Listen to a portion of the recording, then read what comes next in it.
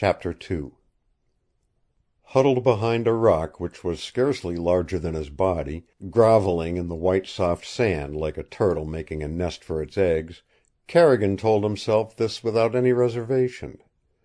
He was, as he kept repeating to himself for the comfort of his soul, in a deuce of a fix.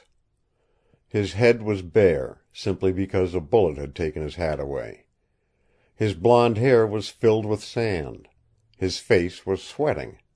But his blue eyes were alight with a grim sort of humor, though he knew that unless the other fellow's ammunition ran out, he was going to die. For the 20th time in as many minutes he looked about him. He was in the center of a flat area of sand. 50 feet from him the river murmured gently over yellow bars and a carpet of pebbles. 50 feet on the opposite side of him was the cool, green wall of the forest. The sunshine playing in it seemed like laughter to him now, a whimsical sort of merriment roused by the sheer effrontery of the joke which fate had inflicted upon him. Between the river and the balsam and spruce was only the rock, behind which he was cringing like a rabbit afraid to take to the open. And his rock was a mere upjutting of the solid floor of shale that was under him. The wash sand that covered it like a carpet was not more than 4 or 5 inches deep. He could not dig in. There was not enough of it within reach to scrape up as a protection. And his enemy, 100 yards or so away, was a determined wretch, and the deadliest shot he had ever known. 3 times Carrigan had made experiments to prove this, for he had in mind a sudden rush to the shelter of the timber. 3 times he had raised the crown of his hat slightly above the top of the rock, and 3 times the marksmanship of the other had perforated it with neatness and dispatch. The 3rd bullet had carried his hat a dozen feet away. Whenever he showed a patch of his clothing, a bullet replied with unerring precision. Twice they had drawn blood, and the humor faded out of Carrigan's eyes. Not long ago he had exulted in the bigness and glory of this country of his, where strong men met hand to hand and eye to eye. There were the other kind in it, the sort that made his profession of manhunting a thing of reality and danger, but he expected these, forgot them, when the wilderness itself filled his vision. But his present situation was something unlike anything that had ever happened in his previous experience with the outlawed. He had faced dangers. He had fought. There were times when he had almost died. Fanchet, the half-breed who had robbed a dozen wilderness mail sledges, had come nearest to trapping him and putting him out of business. Fanchet was a desperate man and had few scruples. But even Fanchet, before he was caught, would not have cornered a man with such bloodthirsty unfairness as Carrigan found himself cornered now. He no longer had a doubt as to what was in the other's mind. It was not to wound and make merely helpless. It was to kill. It was not difficult to prove this. Careful not to expose a part of his arm or shoulder, he drew a white handkerchief from his pocket, fastened it to the end of his rifle, and held the flag of surrender 3 feet above the rock. And then, with equal caution, he slowly thrust up a flat piece of shale, which at a distance of 100 yards might appear as his shoulder or even his head. Scarcely was it 4 inches above the top of the rock before there came the report of a rifle, and the shale was splintered into 100 bits. Carrigan lowered his flag and gathered himself in tighter. The accuracy of the other's marksmanship was appalling. He knew that if he exposed himself for an instant to use his own rifle or the heavy automatic in his holster, he would be a dead man before he could press a trigger. And that time, he felt equally sure, would come sooner or later. His muscles were growing cramped. He could not forever double himself up like a 4-bladed jackknife behind the altogether inefficient shelter of the rock. His executioner was hidden in the edge of the timber, not directly opposite him, but nearly 100 yards downstream. 20 times he had wondered why the fiend with the rifle did not creep up through that timber and take a good open pot shot at him from the vantage point which lay at the end of the straight line between his rock and the nearest spruce and balsam. From that angle he could not completely shelter himself. But the man 100 yards below had not moved a foot from his ambush since he had fired his first shot. That had come when Carrigan was crossing the open space of soft white sand. It had left a burning sensation at his temple. Half an inch to the right, and it would have killed him. Swift as the shot itself, he dropped behind the one protection at hand, the upjutting shoulder of shale. For a quarter of an hour he had been making efforts to wriggle himself free from his bulky shoulder pack without exposing himself to a coup de grace. At last he had the thing off. It was a tremendous relief when he thrust it out beside the rock, almost doubling the size of his shelter. Instantly there came the crash of a bullet in it, and then another. He heard the rattle of pans and wondered if his skillet would be any good after today. For the first time he could wipe the sweat from his face and stretch himself. And also he could think. Carrigan possessed an unalterable faith in the infallibility of the mind. "You can do anything with the mind," was his code. "It is better than a good gun." Now that he was physically more at ease, he began reassembling his scattered mental faculties. Who was this stranger who was pot-shotting at him with such deadly animosity from the ambush below? Who— Another crash of lead in tinware and steel put an unpleasant emphasis to the question. It was so close to his head that it made him wince, and now, with a wide area within reach about him, he began scraping up the sand for an added protection. There came a long silence after that third clatter of distress from his cooking utensils. To David Carrigan, even in his hour of deadly peril, there was something about it that for an instant brought back the glow of humor in his eyes. It was hot, swelteringly hot, in that packet of sand with the unclouded sun almost straight overhead. He could have tossed a pebble to where a bright-eyed sandpiper was cocking itself backward and forward, its jerky movements accompanied by friendly little tittering noises. Everything about him seemed friendly. The river rippled and murmured in cooling song just beyond the sandpiper. On the other side the still cooler forest was a paradise of shade and contentment, astir with subdued and hidden life. It was nesting season. He heard the twitter of birds. A tiny brown wood warbler fluttered out to the end of a silvery birch limb, and it seemed to David that its throat must surely burst with the burden of its song. The little fellow's brown body, scarcely larger than a butternut, was swelling up like a round ball in his effort to vanquish all other song. "Go to it, old man," chuckled Carrigan. "Go to it." The little warbler, that he might have crushed between thumb and forefinger, gave him a lot of courage. Then the tiny chorister stopped for breath. In that interval Carrigan listened to the wrangling of two livid-colored Canada jays deeper in the timber. Chronic scolds they were, never without a grouch.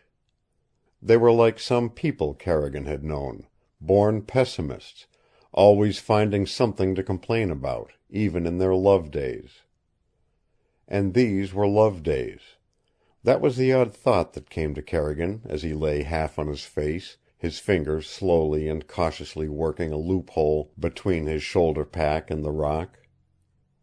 They were love days all up and down the big rivers, where men and women sang for joy, and children played, forgetful of the long, hard days of winter. And in forest, plain, and swamp was this spirit of love also triumphant over the land. It was the mating season of all feathered things. In countless nests were the peeps and twitters of new life. Mothers of firstborn were teaching their children to swim and fly. From end to end of the forest world the little children of the silent places, furred and feathered, clawed and hoofed, were learning the ways of life. Nature's yearly birthday was halfway gone, and the doors of Nature's school wide open. and the tiny brown songster at the end of his birch twig proclaimed the joy of it again, and challenged all the world to beat him in his adulation. Carrigan found that he could peer between his pack and the rock to where the other warbler was singing, and where his enemy lay watching for the opportunity to kill. It was taking a chance. If a movement betrayed his loophole, his minutes were numbered. But he had worked cautiously, an inch at a time, and was confident that the beginning of his effort to fight back was, up to the present moment, undiscovered. He believed that he knew about where the ambushed man was concealed. In the edge of a low-hanging mass of balsam was a fallen cedar. From behind the butt of that cedar he was sure the shots had come. And now, even more cautiously than he had made the tiny opening, he began to work the muzzle of his rifle through the loophole.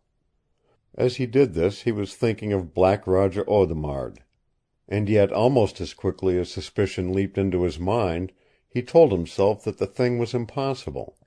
It could not be Black Roger, or one of Black Roger's friends, behind the cedar log. The idea was inconceivable, when he considered how carefully the secret of his mission had been kept at the landing. He had not even said goodbye to his best friends. And because Black Roger had won through all the preceding years, Carrigan was stalking his prey out of uniform. There had been nothing to betray him. Besides, Black Roger Audemard must be at least 1,000 miles north, unless something had tempted him to come up the rivers with the spring brigades. If he used logic at all, there was but one conclusion for him to arrive at. The man in ambush was some rascally half-breed who coveted his outfit and whatever valuables he might have about his person. A fourth smashing eruption among his comestibles and culinary possessions came to drive home the fact that even that analysis of the situation was absurd. Whoever was behind the rifle fire had small respect for the contents of his pack, and he was surely not in grievous need of a good gun or ammunition. A sticky mess of condensed cream was running over Carrigan's hand. He doubted if there was a whole tin in his kit. For a few moments he lay quietly on his face after the fourth shot. His eyes were turned toward the river, and on the far side, a quarter of a mile away, 3 canoes were moving swiftly up the slow current of the stream. The sunlight flashed on their wet sides. The gleam of dripping paddles was like the flutter of silvery birds' wings, and across the water came an unintelligible shout in response to the rifle shot. It occurred to David that he might make a trumpet of his hands and shout back, but the distance was too great for his voice to carry its message for help. Besides, now that he had the added protection of the pack, he felt a certain sense of humiliation at the thought of showing the white feather. A few minutes more, if all went well, and he would settle for the man behind the log. He continued again the slow operation of worming his rifle barrel between the pack and the rock. The near-sighted little sandpiper had discovered him and seemed interested in the operation. It had come a dozen feet nearer, and was perking its head and seesawing on its long legs as it watched with inquisitive inspection the unusual manifestation of life behind the rock. Its twittering note had changed to an occasional sharp and querulous cry. Carrigan wanted to wring its neck. That cry told the other fellow that he was still alive and moving. It seemed an age before his rifle was through, and every moment he expected another shot. He flattened himself out, Indian fashion, and sighted along the barrel. He was positive that his enemy was watching, yet he could make out nothing that looked like a head anywhere along the log. At one end was a clump of deeper foliage. He was sure he saw a sudden slight movement there, and in the thrill of the moment was tempted to send a bullet into the heart of it. But he saved his cartridge. He felt the mighty importance of certainty. If he fired once and missed, the advantage of his unsuspected loophole would be gone. It would be transformed into a deadly menace. Even as it was, if his enemy's next bullet should enter that way, He felt the discomfort of the thought, and in spite of himself, a tremor of apprehension ran up his spine. He felt an even greater desire to wring the neck of the inquisitive little sandpiper. The creature had circled round squarely in front of him and stood there tilting its tail and bobbing its head as if its one insane desire was to look down the length of his rifle barrel. The bird was giving him away. If the other fellow was only half as clever as his marksmanship was good. Suddenly every nerve in Carrigan's body tightened. He was positive that he had caught the outline of a human head and shoulders in the foliage. His finger pressed gently against the trigger of his Winchester. Before he breathed again he would have fired. But a shot from the foliage beat him out by the fraction of a second. In that precious time lost, his enemy's bullet entered the edge of his kit and came through. He felt the shock of it, and in the infinitesimal space between the physical impact and the mental effect of shock his brain told him that the horrible thing had happened. It was his head, his face. It was as if he had plunged them suddenly into hot water, and what was left of his skull was filled with the rushing and roaring of a flood. He staggered up, clutching his face with both hands. The world about him was twisted and black, a dizzily revolving thing, yet his still fighting mental vision pictured clearly for him a monstrous, bulging-eyed sandpiper as big as a house. Then he toppled back on the white sand, his arms flung out limply, his face turned to the ambush wherein his murderer lay.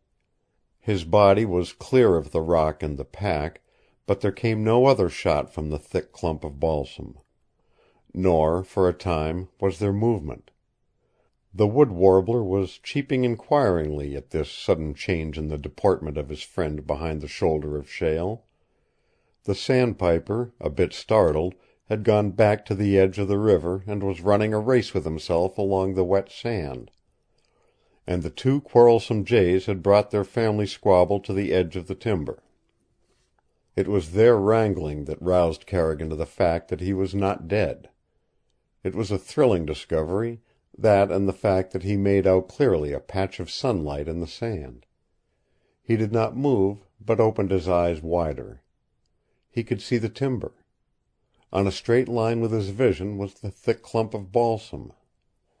And as he looked, the boughs parted and a figure came out. Carrigan drew a deep breath.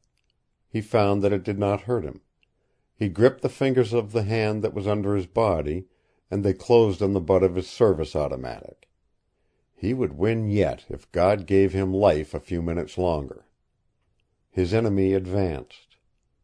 As he drew nearer, Carrigan closed his eyes more and more. They must be shut, and he must appear as if dead when the other came up.